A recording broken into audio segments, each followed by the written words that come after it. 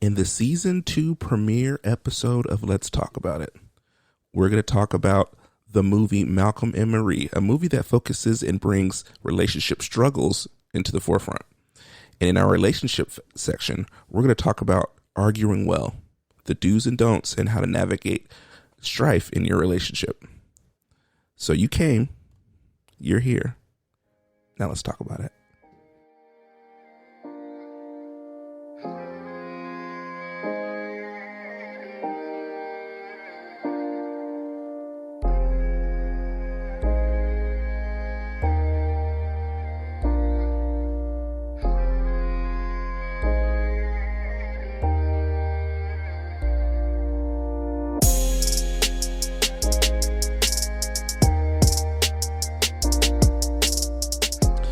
Well, hello there. Hi there. This is Malcolm. And this is Micah. And you're joining us for the season 2 premiere episode. What? Of Let's Talk About It.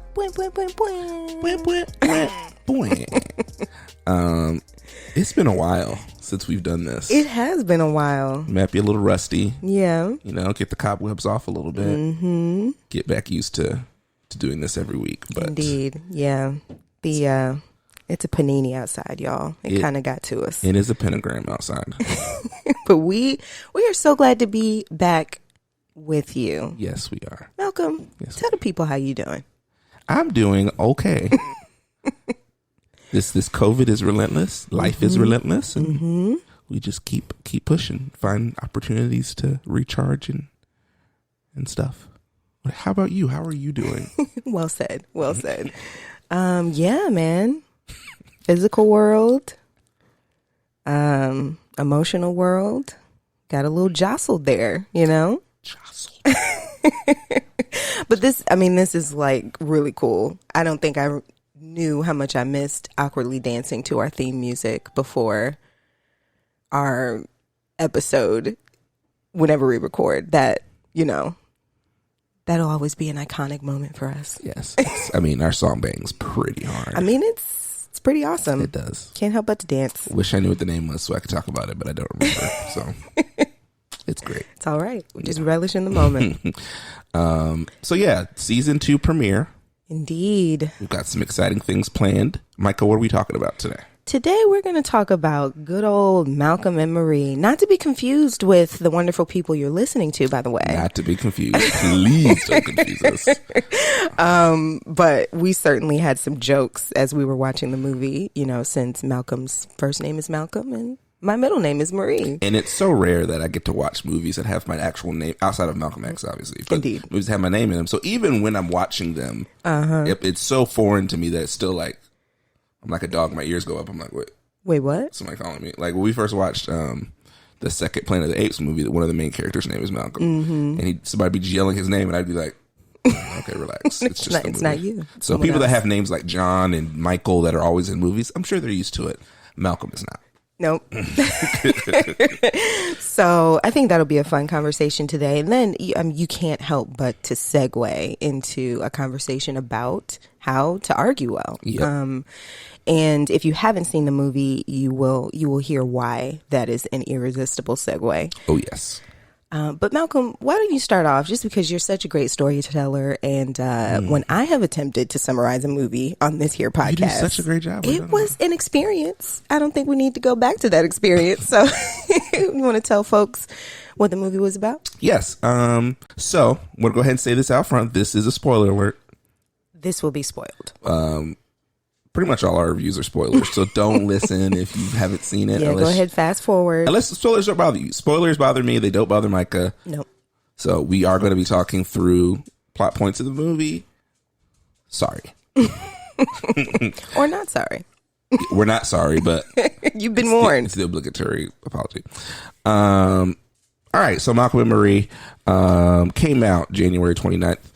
2021 on Netflix, starring John David Washington, son of Denzel Washington, for those of you that didn't know that, and Zendaya, who is in everything, apparently.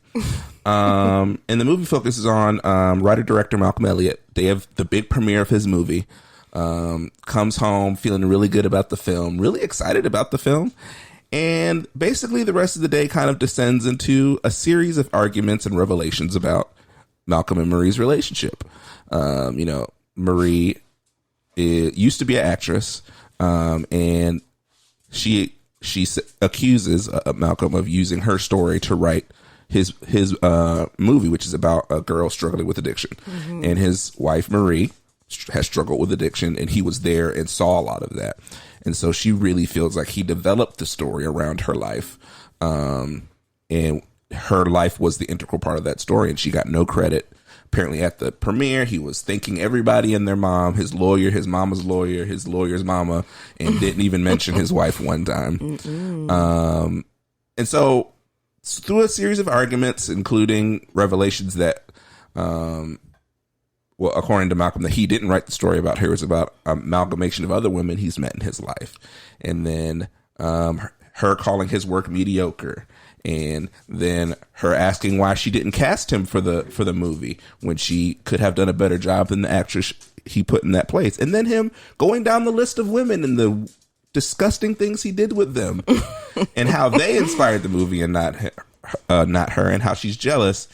They kind of get to the point at the end where it's kind of left in question. Are they still together? Are they not together? But let's talk a little bit more about the things that we liked about the movie.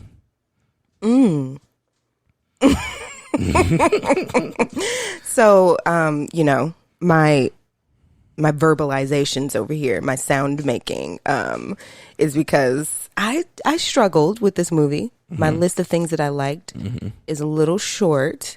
But what I will say is the cinematography was amazing. Yeah. It was all in black and white. Yeah, that was a great choice. Which, for me, required that I focus more on Malcolm and Marie. But even still, there were moments where I think it seemed like the director made choices about the shots that during points of their, at this point, like 4-hour-long argument that you're capturing in this movie, it forces you to kind of, as they're arguing, because it's so tiring, you have to kind of appreciate the things around them in the shot. And I appreciate the director giving us kind of a break with that, because the home that it was shot in, was just beautiful, modern interior design and very open space. And so as they're arguing throughout the house, cameras moving along the space with them. So it was a very dynamic visual experience. Yeah. So I will say that's on the top of my what do I like list. Yeah. Yeah. I mean, the shooting of it, I believe it was mostly, if not all, single camera. I think so. And so you got a lot of good looks at people's faces when they are talking, seeing reactions as things were happening. And even they did a good job of showing kind of the subtleties of people's reaction in the conversation. So when Malcolm was tiptoeing close to saying something or would fully say something, you got to kind of see Marie and her facial expression go from curiosity to full-blown outrage rather quickly. And then it was really raw. A lot of times in movies, in dialogue, you see conversations and they're pretty polished. Even arguments are pretty polished and rehearsed. But this felt really raw when you got down to the core of it. I mean, when he's revealing every little nasty thing he's done with every woman he's been with to her face, and even talking about how he loved, I love this woman, and I did this with her, she was this, and it was just like, it felt raw. Yeah, it had to be raw, because that was real bold for him to be saying all that. Yeah, and that for me is why I really respect the choices of, the main actor and actress.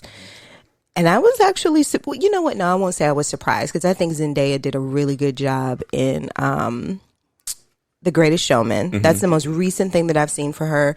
I wanted to watch Euphoria, but didn't quite get to it. But I've heard really good things about Euphoria. Yeah, me as well. So I think the level of skill that she's attained throughout her career, it was just perfect for this production. And she, really most of it, there was quite a bit of monologuing between the two, right? But her, like you mentioned, her reactions to Malcolm really did make the experience, because it's like you got to step into, you know, whichever perspective you chose. And I think that's why a lot of people enjoy the movie, is because they could kind of step into one of the characters and really claim it as their own. Yeah. So if you chose to step into Marie, her facial expressions, body posture, you know, vocal intonation, all of that really made it feel real for you and made it feel raw.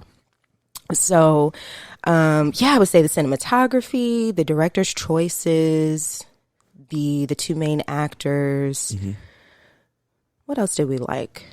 I do think, you know, we'll get into the rest of, you know, the content of, you know, the arguments and whatnot. But there were some things in the monologues about the, you know, the movie industry and about kind of the marriage between the movie industry or visual arts and politics that were really compelling. I was sitting there like, oh, okay, we about to hop on some soapboxes up in here.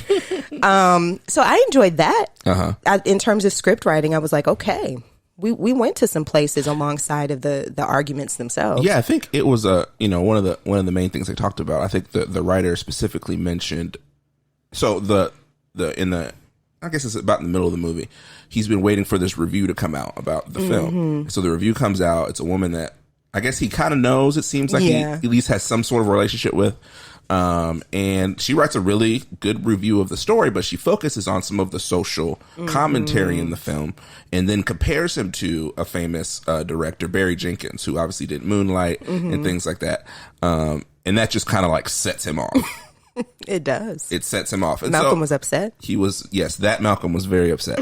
And, it brings up an interesting conversation in this era where so many filmmakers are putting their personal beliefs or social stances in movies, you know, good or bad, whatever you feel about that Malcolm was very, very much rejecting that. Like he did not, I think she even mentioned him as being his perspective as a black man filmmaker. He mentioned like, I'm just a film director. I'm not. Right. So it brings up an interesting conversation, especially amongst black creatives, like how attached are we to our beliefs and how does that come out in our films? And for Malcolm, he very much wanted to, like you said, he just wanted to be a filmmaker, not a black filmmaker. And the beauty of his relationship with Marie was that Marie could come back and say, but it was a social commentary. Right. Like, there were moments where she's casually eating a cookie and she's just like, but Malcolm, it was political. And then so she comes back with some really kind of just cute humor with him to kind of almost de-escalate him, when she starts making this joke about, okay, well, if you had made a movie about Legos, you know, she goes in this monologue about how it would have actually been social and, you know, would have had social commentary in it, and you would have been sitting somewhere trying to say it wasn't political. And, you know, what else? I think she makes this joke about some movement being birthed out of the lake, you know, out of the lake. So she's, you know, she's capturing the fact that she knows Malcolm. And I think she's also capturing that for black creatives, it's very difficult for the personal not to be political. And creativity is immensely personal. And so how can creativity for us not be political? You know, it's just very difficult. And so that was a really interesting kind of like sub commentary in the movie. So what about the things that we didn't like so much? Well, we might as well segue into the relationship segment here, because I don't know. I think we had a bit of this conversation during our Tyler Perry segment, where I divulged my beliefs about creativity. And how I do think there is this element of like a prescriptive nature that that the cinematic industry in particular has taken on, where folks are watching movies and TV shows and they're beginning to experience the content as prescriptive, as this is what you should do, this is what is right. And I think that's just a natural occurrence of like postmodernism, that we're in an era where religious no longer has the market on truth, and everyone is discovering what is true for them, and a lot of people are doing that through the visual arts and what they watch on television. So for me, what I didn't like is I think man, a lot of folks, and I saw this on social media, came away from this movie like, oh my God, like I wish that, somebody would argue with me like that and just like be honest. And I'm like blinking at people like, wait, no, I don't think you want, because there were some very, I would say, this is my opinion, emotionally abusive moments between Malcolm and Marie. Yeah. And so what I didn't like is that I don't know. For me, I almost wanted there to be some kind of like warning at the beginning and the end, talking about don't try this at home.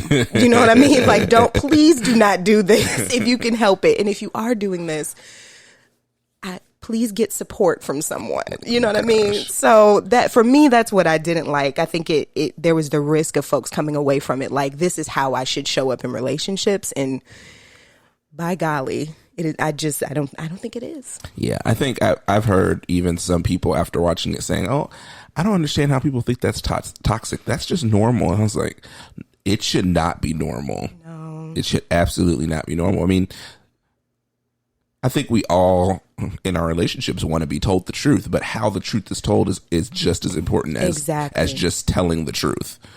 And so I think what we saw here is that the truth was told with the purpose of being cutting and being damaging and causing harm to the other person. And if that's the intent for why you're trying to tell the truth, then we need to not do that. Yeah. We need to take a detour. So let's just go ahead and transition into our relationship segment for today and talk about how do we argue well. And I think the first thing to point out, because what I don't want to do, because we've already taken our stance, right? Like we've quite explicitly said that for the two of us, we don't think this is healthy. But I think it's important to honor the fact that folks show up in conflict to the extent of their skills and what they've learned. And like, we learn how to argue from our families of origin, from significant friendships throughout our lives, from even like long-term workplaces that we've worked in. All of those things shape how we show up in conflict. And unless you take some intentional time to unlearn and relearn and learn healthy ways to argue, you're going to show up that way whether you want to or not. Folks in our age group are discovering how much they are like their parents right now, because that, we run on autopilot, right? So I just want to start there, that we want to honor the fact that the way we show up is just, it's automatic. And hopefully our conversation today will help kind of, if there are some goals that you as our listener has to kind of change the way you argue or show up in conflict, hopefully that will help. And like you said, so much of it is automatic. So we want to bring awareness to it so that you can be aware of how you're showing up in a certain space. I think a lot of times, like you said, we argue on autopilot and whatever. Sometimes it's a stream of consciousness. Whatever comes to your mind, no matter what. You could be in a level 3 argument, but if you get a level 8 point, all right, this is coming out. This is coming in hot right now. Right. So it's important that you're not just going through arguments and just letting kind of the conversation flow, but being conscious about, okay, what's happening in the space? How am I showing up in this space? Is there something that I need to be pulling from this moment to really self-reflect? Like, these are things that we want you to keep in mind when you're in these tough strategic conversations. Absolutely. So I think that may bring us to kind of our first point in terms of how to argue well. And it's to answer the question, what are arguments for? What is conflict for? Yeah. And there was a moment where Malcolm, what did he say? It's almost like you could see him taking this challenge where he said something like, you're a lightweight. You're not going to win this one to Marie. Well, I think he mentions her being, it might have been after she mentioned, where they start talking about her addiction. And he mentioned her being, she wants to be strong, but she's not strong because of what she's actually, it showed her weakness. Right. There was that moment when when she was in the tub, but there was a moment before then. And it may have even been in the bathroom as well when she was in the tub, but he almost says, you don't really want to go there because I can go there. And it was shortly before he goes on this kind of monologue about all the, like you said, escapades that he had shared with previous women. But you could see in his thinking that he's viewing this conversation as a battleground. Yeah. That like, okay, are you stepping up? Because I'm ready, you know? And for me, what I've noticed is that if conflict is viewed that way within a relationship, then there is a higher likelihood of emotionally harmful and even abusive behavior, because you're looking at these conversations as places to prove your power rather than to breed connection between you and whoever that other person is. So I would say that's like, for me, the first thing. If you are going into an argument and you feel yourself like posting up internally, then that may be a cue to be like, you know what? I need a minute. I'm gonna go eat me a snack. I'm gonna go take a nap real quick, and then we're gonna come back to this conversation. I think it's the view of conflict as a competition or something to be won, rather than something to either be resolved or something to learn from, or to self-reflect, or even reflect as a couple. Right. If you go to in the fact that, okay, you've hurt me, well then I'm gonna try to hurt you even worse than you just hurt me. Or no, okay, how is there any truth to what they're saying? Is there any universe in which what they're saying about me is true? And how is this making that person feel? And can I try to understand that? Yeah, and is there a way that we can discuss what this person is saying where we're both getting a little bit new information from it?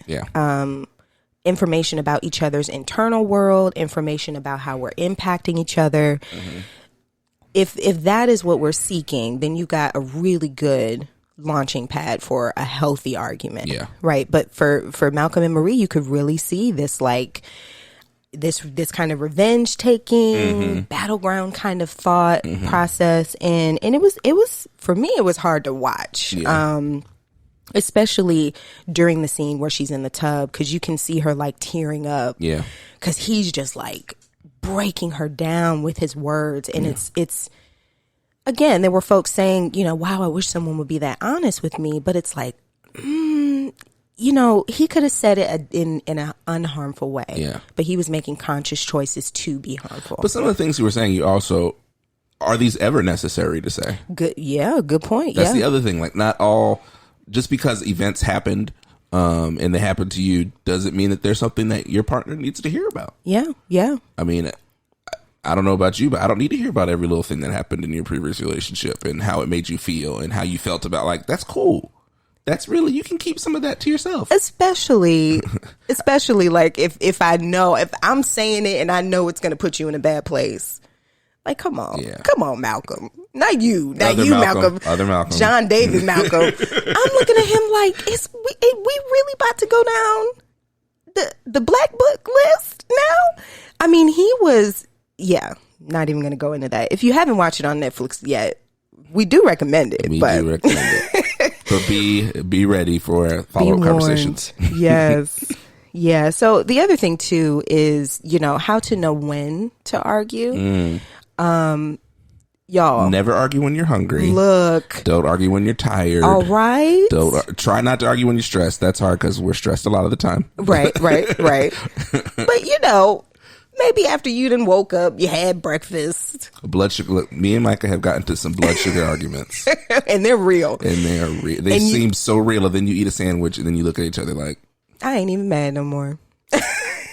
It wasn't even that serious. But the movie opens with Marie making a pot of mac and cheese for this man. First of all, can we pause 1 second? Sure. We need to talk about this. Movie called Malcolm and Marie. 2 black characters. Why is she making Easy Mac? And he asked for Easy Mac. He did ask for Easy Mac. He specifically asked for Easy Mac. And that's a black man. This is when I knew it was written by a white person, because there's no way in the world. If I come back from my movie premiere and it's, the big day, I'm hyped up. If I'm gonna say make me something, it's gonna I'll help you out. Let's get to baking some mac and cheese.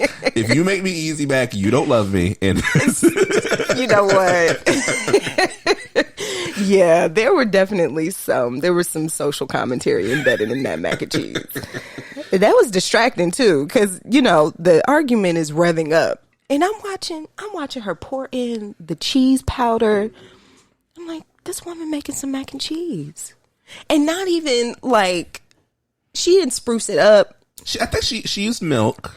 She did use milk, no water. I don't know, but I can't remember. I think she threw some pepper in there. She might throw some pepper or something in there. Woo. But there wasn't nothing for her. She poured all that mac and cheese in a bowl for Malcolm and slid it across the table. So what we know from this moment is that there's confusion about what you eat after an award show. Absolutely. And number two, that these poor babies didn't eat yet. So this is when we know it's not okay to argue. Yep. If you are hungry enough to make some easy mac in the middle of the night, we can wait until tomorrow to talk about this. We can wait. or the easy mac can wait, and we can order some pizza. Man. So yeah, knowing when to argue. Yeah. And really what that is about is we have to remember that we are physical beings. Mm-hmm. You know, arguments are about our emotional world, but we use our physical bodies to argue. So if you don't have energy, some off the wall stuff might come out of your mouth. Your brain doesn't have what it needs to be like, hold up, let's process this real quick before we say it. Your brain doesn't have what it needs. Your brain will tell you that this is the most important thing in the world and it needs to be addressed right now or someone will die. And I'm exaggerating, but when you're tired and when you're in an agitated state and your body is tensed and your body is wanting something, it will find anything will get on your nerves. It will. You'll be more irritable. You'll have less access to your rational faculties. Please, folks, if you could grab a snack and a nap before you argue, I highly recommend it. And also be aware of the emotional state of the person that you might be arguing with. Right, yeah. I don't know if I would have initiated this argument the day of his big movie premiere. This is like a big moment. But she didn't. She didn't. And she told him. She did. Nothing productive is going to come out of this conversation. I just want to eat and go to sleep. By the way, that's one of my favorite lines. She's like, Malcolm, I know you. And I love you. And nothing productive is going to come out of this. So I honestly, I'm putting the onus on Malcolm. No, yeah. Because he could have stepped back. Mm-hmm. He could have trusted, I've been in this relationship with this woman for a long time. She might know something. Mm-hmm. Mm-hmm. But what did he do? Marie. And I was like, oh, he really not going to let this go. And then I clicked the remote to see how long this movie was. And I was like, okay. So what else? I think too, the crux of the argument, right, was Marie felt under or maybe unappreciated in the relationship. And this is where I think a lot of folks that I saw on social media really found home in the argument, because there is a tendency for, if you're not connected with your partner's emotional world, and if you're not listening for what makes them feel valued, watching for that, and making a concerted effort to behave in ways that offers that to them, right? Then there is a chance for resentment to grow within a relationship. Yep. And I think Marie really got to that point. That it wasn't just the premiere where he didn't say, I want to thank my long-term partner, blah, blah, blah, for blah, blah, blah. This had been a long-standing issue in their relationship, where she was giving to him in very costly ways, but she was doing it because she loved him, but wasn't really seeing from him that he appreciated it or acknowledged it. And so I think what this shows is how important what's called attunement is. And attunement is really, feeling interested in and capable of understanding the emotional world of your partner. And there's a lot of reasons why folks may have difficulty with that. I want to honor that too. We grow up sometimes in families of origin where folks' emotions don't really have a whole lot of weight. Yeah. Maybe you grew up in a home where, your parents were working a bunch of jobs and they didn't have time to sit down with you after a long day of school and somebody was bullying you and you wanted to talk about it. Maybe they didn't have time for that. And so this isn't me saying oh my goodness, you're a terrible person if you can't be attuned. Not at all. Right. But what I am saying is if you're listening to this, you've got someone in your life, even if it's a long-term friend, like just check in with yourself and be like, man, do I really understand what's important to that person, or like what they tend to feel when certain things happen? And do I feel like they understand that about me? Yeah.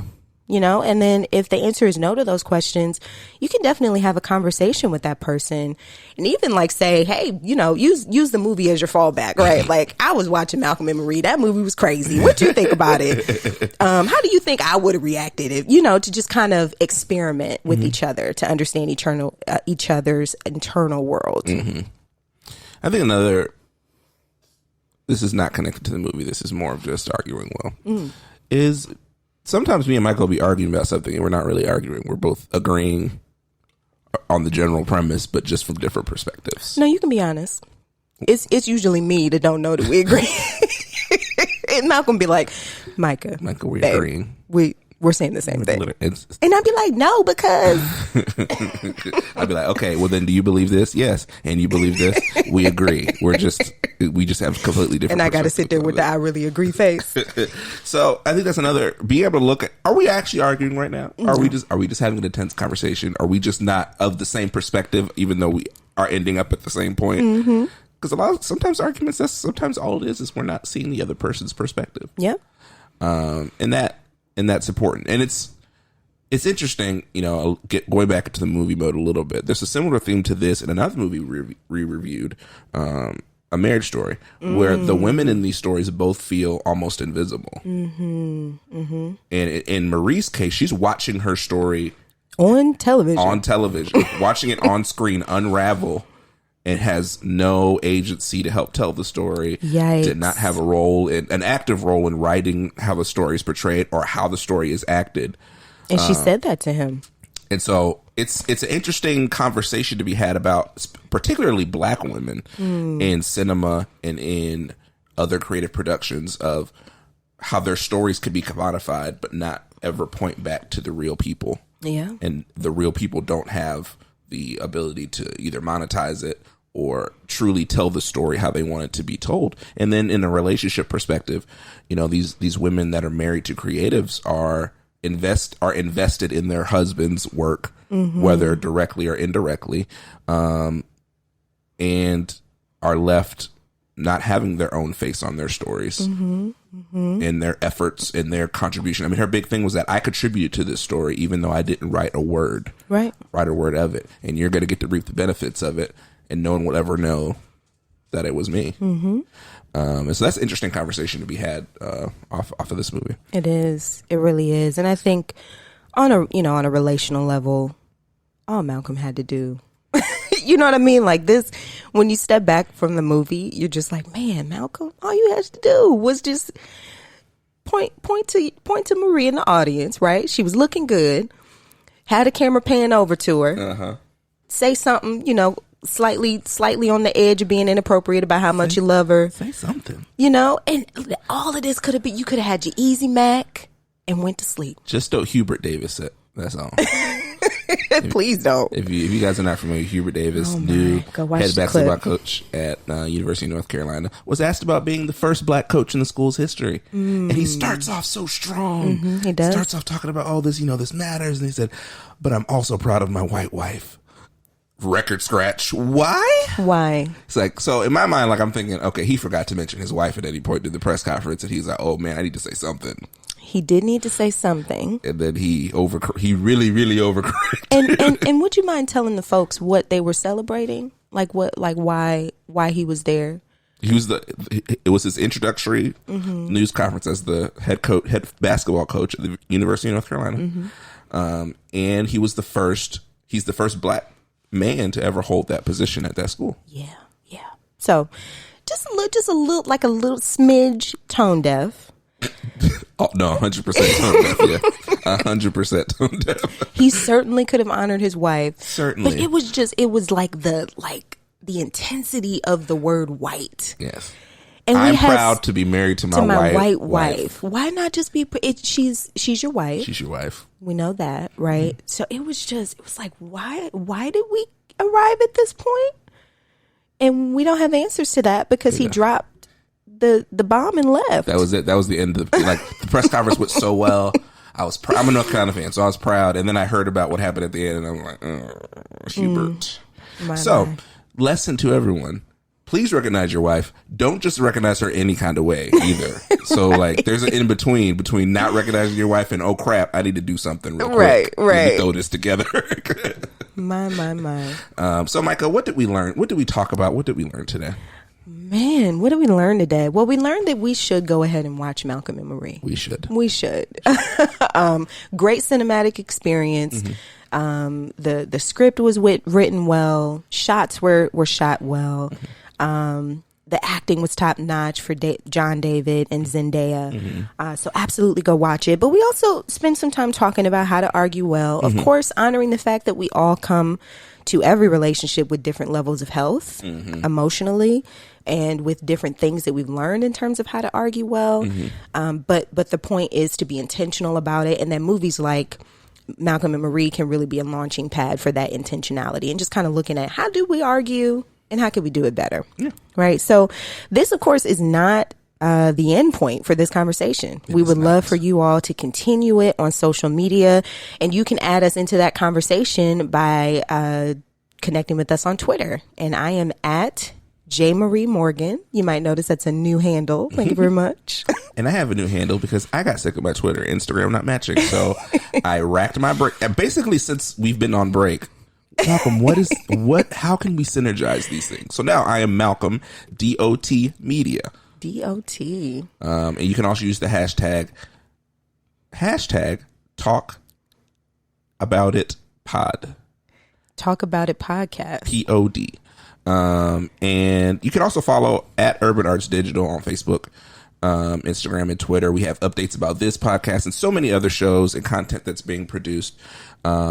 And so we want you to be up to date on what's going on with us.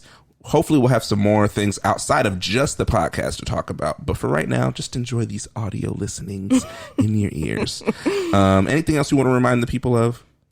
Man, just, drink some water. Get as much sleep as you can. We're all going through a pandemic, and you are deserving of love. So love yourself. Yes. So this has been Malcolm Morgan. And Micah Morgan. And this is Let's Talk About It. Thank you guys for joining us. We'll see you guys next time.